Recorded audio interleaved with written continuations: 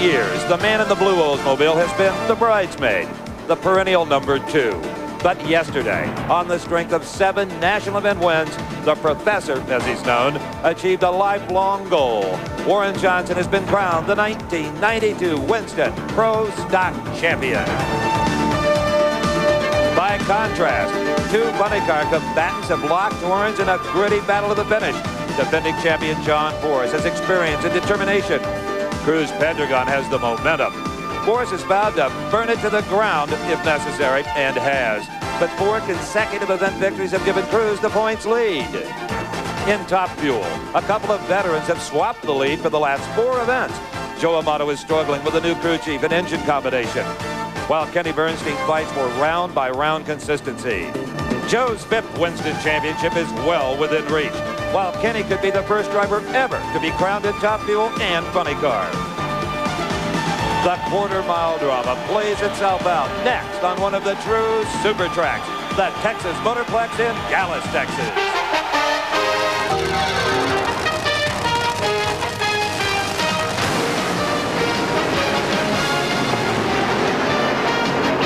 TNN Motorsports proudly presents, live from the Texas Motorplex outside Dallas, Texas, coverage of the professional finals of the 7th annual Cheap Auto Parts Nationals. Hello, everyone. I'm Steve Evans, and all you drag racing fans know this man, Pro Stock star Warren Johnson. Now, Warren clinched the Winston Championship just by qualifying here. Why is he down here, though, with me right now with the finals moments away? Well, you ran into a guy named Scott Jeffrey on in the Final 4.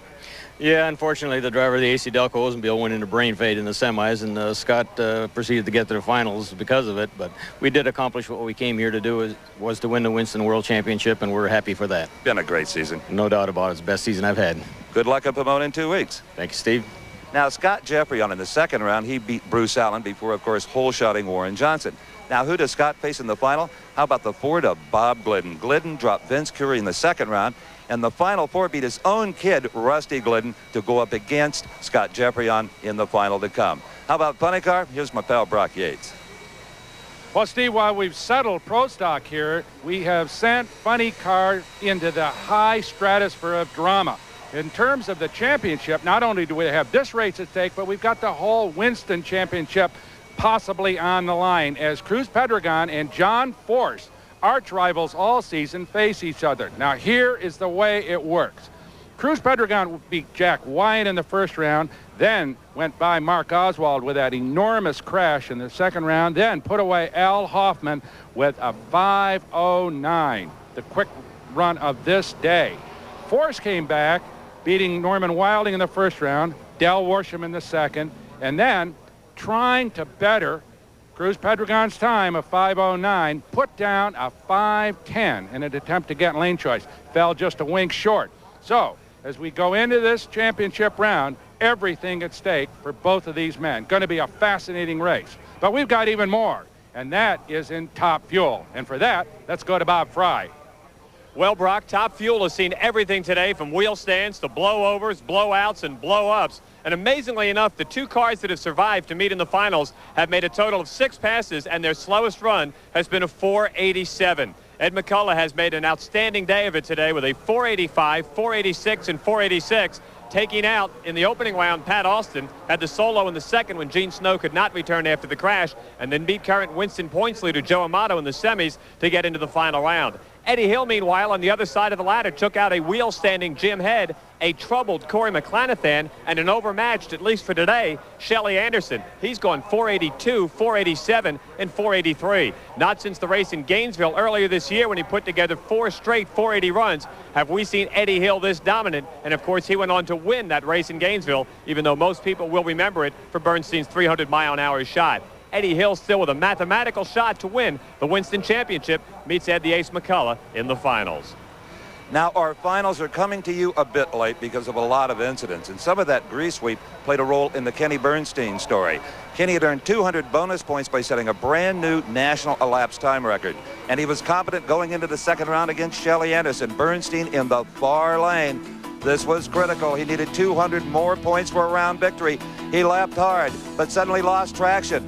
The engine over-revved, the engine blew, and Kenny Bernstein's hopes here in Dallas took a fiery turn. Kenny was okay, but he lost the points lead to Joe Amato, who survived round 2. This special presentation of American Sports Cavalcade is being brought to you by Valvoline. People who know, use Valvoline. Well, I can't remember the last time there wasn't a General Motors product in the Pro Stock Final, but there you see the Dodge driven by Scott Jeffreyon. He will be up against the Ford Probe of Bob Glidden when we come back with the Pro Stock Final. Stay with us, everybody. Late, but still live from Ennis, Texas.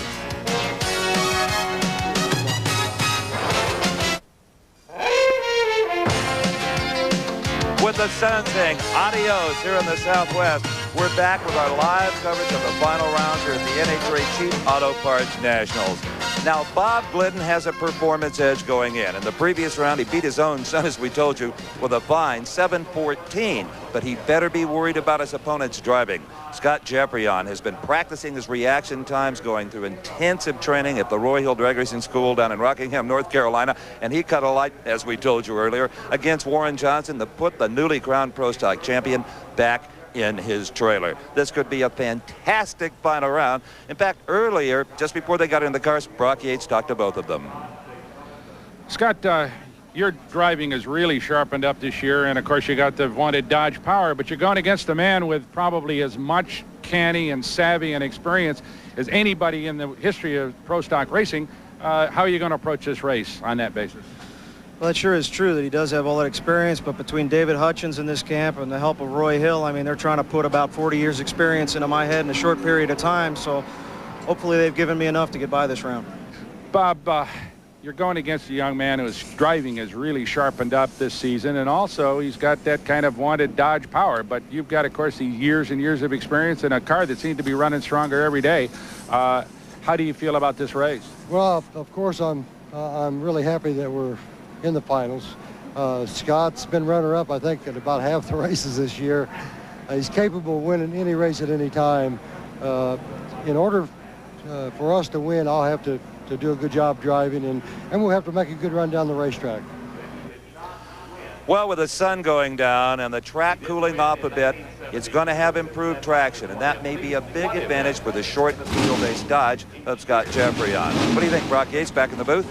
Well, Steve, I think we can beat the cliche horse to death here by saying this is a classic confrontation between the old pro and the young lion. But as we look through the windshield of Scott Jeffreyon's car, let's take a look at that Ford Probe. Actually, there were two of them, of course, here today. And perhaps the big news, as far as Bob Glidden was concerned, was the performance of his son, Rusty, who, as you said, put away in the semifinals. But Rusty beat both Larry Morgan and Don Beverly. An extraordinary performance by that young man as we watch Scott Jeffreyon and Bob Glidden do their burnouts. Going to be a fantastic race here between these two gentlemen. Let's go down to Bob Fry for a look up close. Steve had a good observation about the sun going down and it's getting cooler, but both drivers, right before they fired up the cars, told me that this track gets a little slippery down at about the 800-foot mark. Get a little bit out of the groove and you could be in big trouble. They are shorter wheelbase cars, and this race was decided on the starting line area. Glidden's Motorcraft machine looking for his first championship win in the last 5 races. Scott Jeffreyon for the first this year. But the Mopar car had problems in the finals at Topeka when they had the lane choice. This time, Dave and Mike told me they were glad they didn't have to make the decision on which lane to pick. Steve? Well, Glidden had the lane choice via the quicker elapsed time from the previous round, and as you see, the bright red Ford Probe has taken the far or right-hand lane. You're absolutely right. It's a little slicker in the near lane. 2,350 pounds, about 1,300 horsepower, racing gasoline, 5-speed transmissions. The finals of Pro Stock is just seconds away. Jeffreyon is fading. Something has happened to the Jeffreyon car, or he lost traction in that slick spot. Rusty Glidden goes mad. His father has won it with a 7.15. Let's go down to Bob Fry on the starting line. This is one happy crew. The red team here is ecstatic with the performance of this race car. Eddie got a smile that kind of tells the whole story. Yes, it's been a really tough weekend. We went from not being qualified to the last minute getting in, and then Rusty going 2 rounds, and Bob winning the race, and it's been a really tough, long weekend, and we're really thrilled. And Scott is doing an excellent job. He's a good kid. Great performance by the Ford here today. Thank you. We appreciate it. Let's take a look at this one again on the replay. Brock? Okay, Bob. Well, actually, Scott caught a nearly perfect light in the near lane, but it wasn't enough as something broke on the car. And keep in mind that Bob Glidden, this is his 116th final in NHRA competition, and he's won 82 of them. How about that for a winning percentage? An awesome performance by this man as he goes on to yet another victory. Let's get on to Steve with the winner. Well, Bob, you've won a lot, but this one you'll never forget. A lot of great things happened. Sure did, Steve. You know, we just got in by the skin of our teeth the last qualifying run, both cars. And as we went through the race, Rusty came right through, and we ended up running each other in the semifinals. And, you know, it's another one of these dream come true deals, you know. You bet a 7-15 to cap it off. 7:15, that's good. I mean, really, when you win, it doesn't really matter what you run. Or at least that's the way we look at it. A win's a win, and we're tickled to death. We're happy for you. Okay, Brock Yates. Well, Steve, let's take a quick look at the points, as, of course, Warren Johnson has already clinched. Scott Jeffrion does not do anything with that defeat other than move up a few points. But Bob Glidden, he moves up a bit on Don Beverly in that number 5 spot. Okay, so Bob Glidden moves up in the points, and here's a man that hopes to do the same thing. This is John Forrest, the two-time and reigning Winston champion, and he will be up against this man. He calls it the hamburger from hell car, Cruz Pendragon. Stay with us as the two greatest in funny car racing go head-to-head. We'll be right back here on TNN.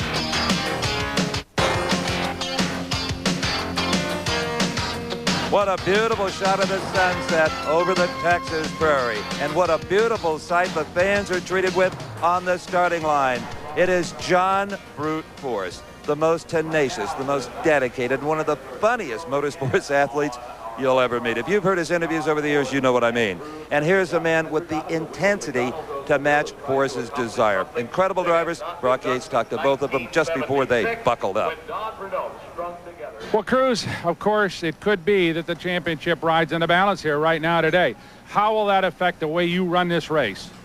Well, racing the defending world champion John Forrest, you know, we're, like you say, this title is probably on the line here, so I'm confident in the car. I'm going to have to pick up the pace as a driver, though. I'm going to have to be more aggressive, and, you know, I've always liked the pressure, and boy, I couldn't ask for more pressure than what I have here in front of me now. John, with a championship possibly right on the line in a single race, are you going to run it any differently than we might run another final? Well, you have to, because we're running out of rounds, and we can't wait till Pomona. We need to beat him here if we can, but mainly we need that national record. We really pushed it there to get a 10 just because he ran so good. But we need the record. We need to run a 05 with this thing if we can. Otherwise, you know, I need a miracle at Pomona, and I don't believe in miracles. Well, let me tell you, Mr. Pendragon is thinking along the same lines. John Forrest earned 50 bonus points by being low elapsed time of the event so far. If Pendragon can take those away from him, put them in his column, they'll be harder yet to beat in 2 weeks at Pomona. You saw Forrest already lit and ready. Pendragon's engine comes to life. They're about 5,000 horsepower apiece. And here is the burnout ritual. Brock Yates, pick it up.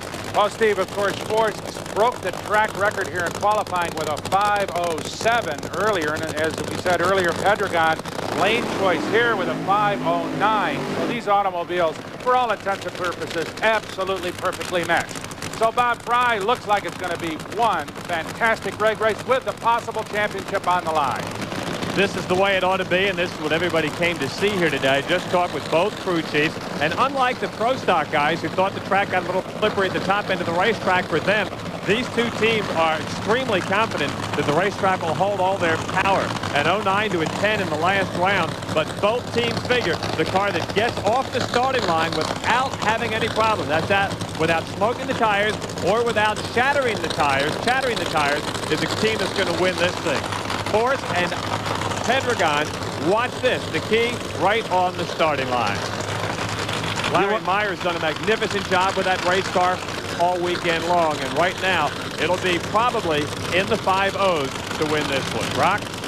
Okay, Bob, everything just about ready to go as we watch Austin Coyle moving his man John Forrest into line. Remember, Austin not only has won world championships with Forrest, spot with Frank Hawley in 82 and 83. Steve, let's go to the race.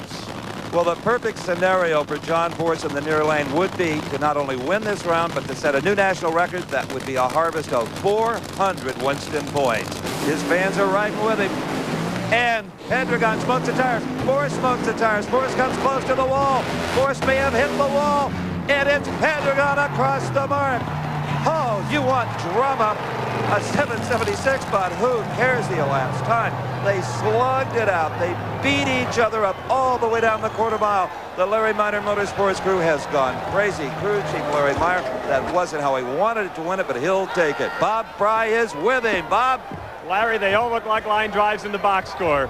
We'll take it however we can get it, I guess. It's not pretty, but we love it. Guess you couldn't tell who won. You saw the win light through the smoke. We couldn't see nothing. I didn't know what happened. Just a magnificent win, and you guys are really hot. I'm sorry that the fans didn't get to see two side-by-side runs, but like I say, we'll take them any way we can get them. I'll tell you what, they sure enjoyed that. Brock, let's take a look at that thing again. Unbelievable, Bob Fry. It looked more like a short track stock car race, maybe even a demolition derby.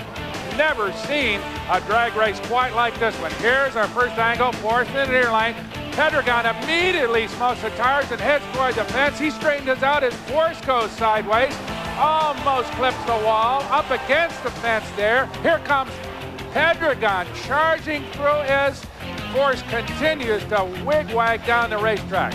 I am not sure any drag race has been this spectacular. Unbelievable. Here's Force nicking the wall, and that, of course, that practically eliminates him as Pendragon goes on to victory in an unbelievable drag race. Let's get on to Steve with the winner. Well, Brock, down here at the far end, I can still hear the fans screaming. It wasn't quick, it wasn't fast, but what a show. Steve, it wasn't pretty, but we won, you know. Describe it. Well, our car blew the tires off. We overpowered the track. We're wanting to set the national record in the final round, and you know, we just overpowered the track, and I felt it go away, and I thought, oh, it's over. Then I looked over and I saw John having trouble, so I just did everything I could. I did everything I could, throttle on, brake. I was out of control, but I didn't hit a wall across center line, and we got there first. We won. Doesn't matter how, but we won. Were you even watching for us, or did you care? You had your own problems. Well, once I saw he was having trouble, I was on a mission to get to the finish line first. And you know, these cars, if you smoke the tires early, the momentum's not there. So pedaling is, I would only do that in that situation, the qualifying run or something like that. You take a chance breaking a drive shaft, hitting the wall. But yeah, once I saw him have a problem, I said, get to the finish line however you can. You earned your driving stripes today, believe me, young man. Well, I got to keep up with the crew. I have the best crew, McDonald's, Larry Minor, Coca-Cola, Vintage Design. We couldn't be happier. All right, let's go back to Brock. Well, Steve, keep in mind that these men were riding 5,000 horsepower short wheelbase automobiles in an unbelievable display of both courage and skills. Here is the points as it stands after that race. Pendragon, of course, pads it over John Force with one race remaining and perhaps has put the championship away. Steve? Well, Brock, there's one race remaining here in our live coverage from the Motorplex, and that, of course, we're looking at John Force here right now. John Force is still in the race car, and apparently in a bit of shock after what he's been through here. He may have tagged the wall just a little bit. Yes, there is a stripe on the left-hand side of the race car. We'll go down here and check this out. NHRA Safety Safari, as always, is right on the scene. And John may have tagged this wall a little bit harder than we thought. Sometimes it's not how hard you hit it, but the angle that you hit it. John is coming out of the car now, and he appears to be a bit shook up, as you can well see. Force was out cold, they tell me, when they got here. He was unconscious. They have now revived him. We're not going to attempt to talk to him for obvious reasons. But John Force appears to be coming around and looking okay. All right, John's all right. We can tell he made eye contact with us. We'll be right back with the Top Fuel final. Who could top that funny car, Perry? Stay with us. We'll be back on TNN Live.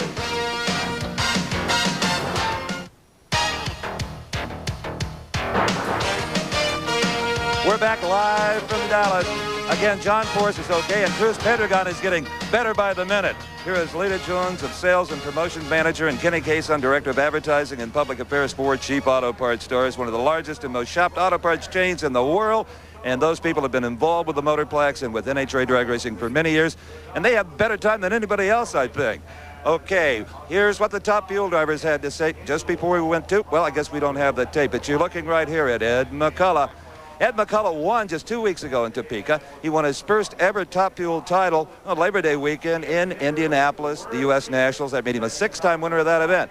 Here is Eddie Hill. And he told me after the semifinal rounds, he says, I've got so many Texas fans here. He's from Wichita Falls, Texas. He said, I'm afraid they may tear the grandstands down if I win. Brock did talk to both of them earlier. Well, Eddie, I suppose you could say that it's kind of home court advantage. This is sort of your home racetrack, and you got lane choice, but you're going against the ace. So how do you feel you're going to be able to react with all this pressure on you for the home fans rooting for you, and obviously a good feeling about running so well today so far? Well, it feels good so far. I'm obviously going to need to leave on time, and the car's going to need to repeat or improve a little. It ought to be an excellent race. At this point, it looks like it could go either way. But we feel good with lane choice, and the home court advantage probably doesn't hurt. A lot of people are saying that Eddie Hill's kind of got home court advantage here, being a Texan, and of course he's got lane choice. But obviously the McDonald's team's got some advantages they bring to the party too. What are they? Well, Brock, I believe that we've won here as much as Eddie has, and you know the track's gonna get better later in the day here. I think we got a fine shot at it. Now that was recorded before they saw the funny cars smoke the tires, both of them, and that classic battle to the finish between John Force and Cruz Pedregon. Will that spook either one of these drivers? They're in top fuel cars. They have more weight over the rear axle and a big rear wing for downforce. What do you think, Brock? Would that bother them a bit? Well, I'll tell you what, if there are two unshakable men in this sport, it's these guys, Steve. They've been around for years and years and years, and just excellent drivers, very steady hands as we watch Eddie Hill and Fuzzy Carter get ready to do his burnout. Keep in mind, though, that's Larry Minor, the owner of Ace McCulloch's car. And remember now, those guys have been in the finals with both automobiles, Pedregon's and this car here, the top fuel car, 4 times in the late stages of this season, and they've won 3 of them. So they're looking, that's a double win for both the funny car and the top fuel car. So I would imagine they feel pretty confident. What do you think, Bob Fry? How's the track looking right now? I asked both crew chiefs if they thought the smoke on the tires in that funny car final was a result of the cars or the track. They both laughed out loud. Fuzzy Carter told me, you got to be kidding. Those 2 cars were so loaded up, there was no way they weren't going to smoke the tires. On the other side of the track, Lee Beard just chuckled, pulled his eyes around and said, those guys were so pumped up and so loaded up, they tried to turn the world. Of course, you know what happens when you try to do that. Something's got to give, and it's usually the tires. Both crew chiefs said that will not happen here in Top Fuel. They've got their cars set to run those 480 combinations that we've seen all day long. Do not expect to see tire smoke here in the finals of Top Fuel Eliminator.